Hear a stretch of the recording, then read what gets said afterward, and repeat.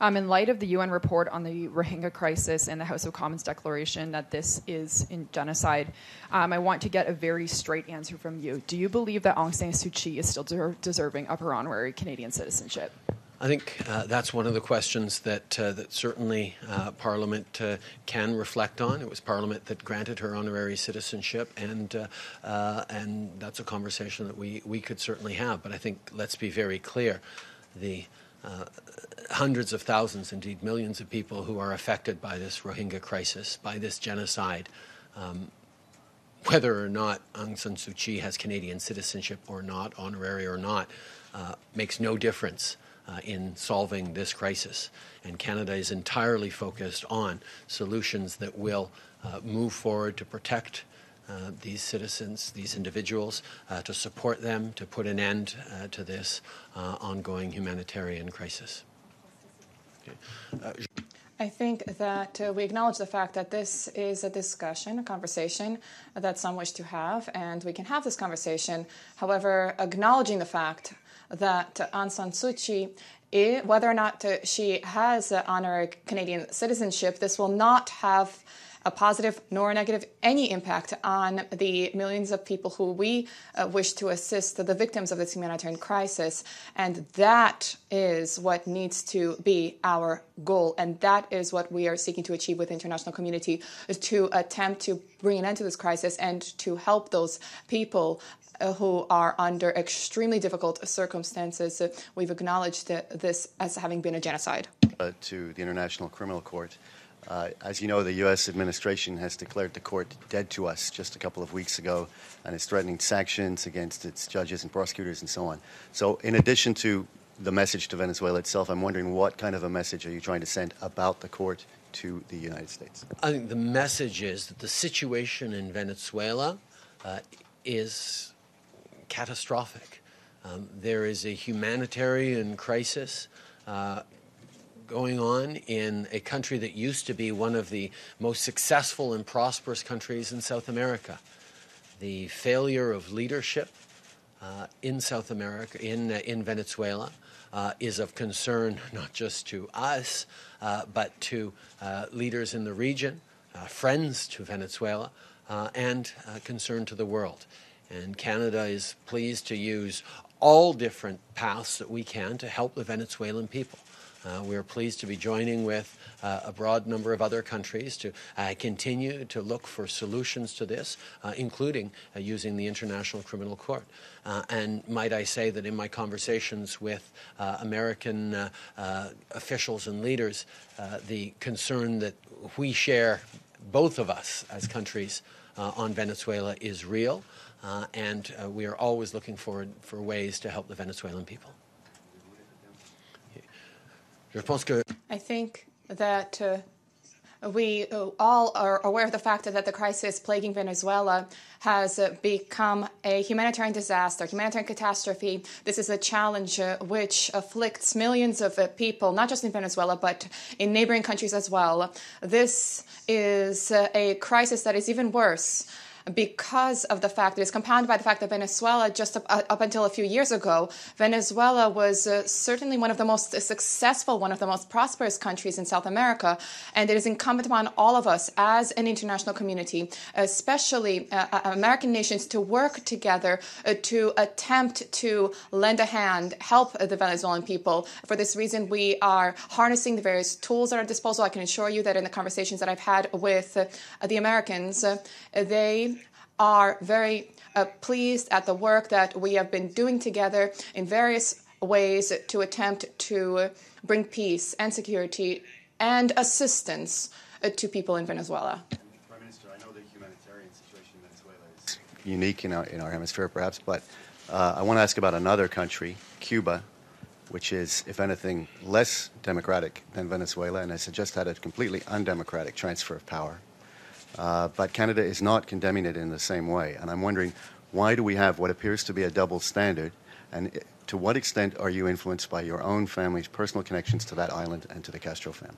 I think, first of all, to look at the state of crisis, of near starvation, of violence that is going on in Venezuela and to compare it to a country that is not facing those levels of calamitous humanitarian crisis is unhelpful.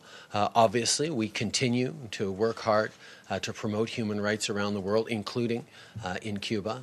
The conversations I've had with Cuban leadership over the course of my tenure have always included human rights and a push for better respect for democracy and to move in the right direction. And we will continue to encourage Cuba and all countries around the world that are at various points on the path towards true democracy to continue moving in a way that respects their citizens and the freedoms that we continue to take for granted in Canada. Thank you. Celia Mendoza from Voice of America. Prime Minister, we know that Canada joins these efforts now. Why right now? We know it's been a long time since Venezuela has been having trouble. What brings you to join the efforts of the 5 Latin American countries that are signing the letter?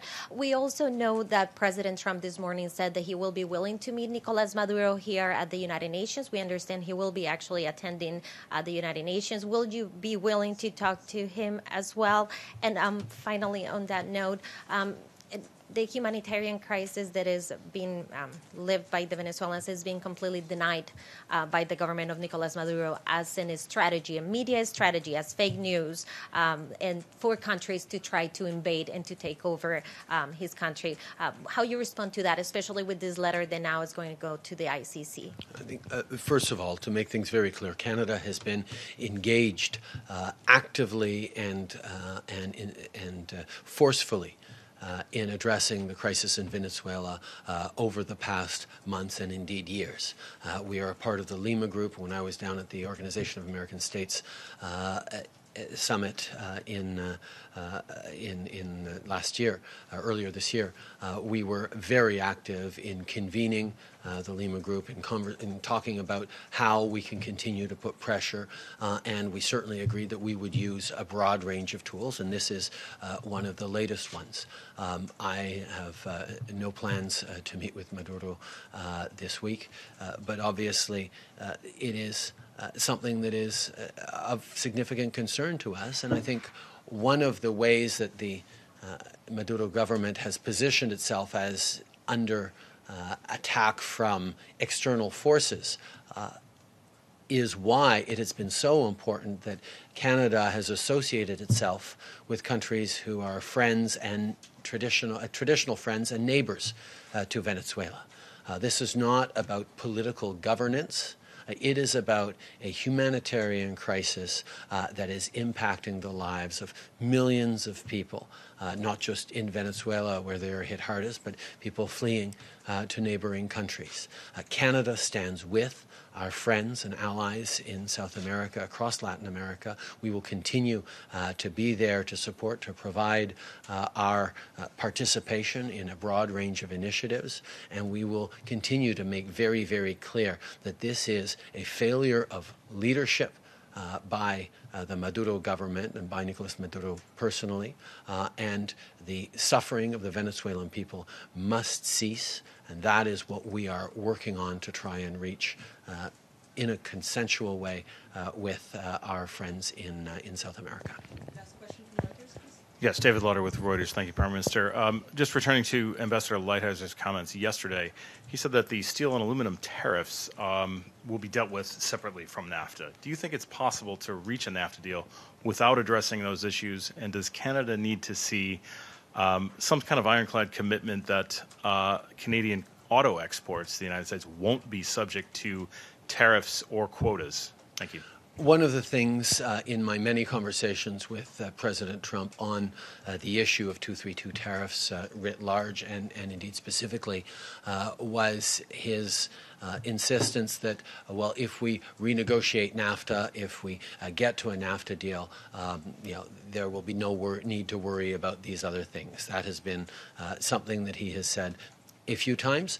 We are continuing to work on getting to a right deal for Canada, right deal for Canadians, and that involves obviously feeling confident about the path forward as we move forward, if we do, on a NAFTA 2.0, and the freer and lack of punitive tariffs that we consider are unjust.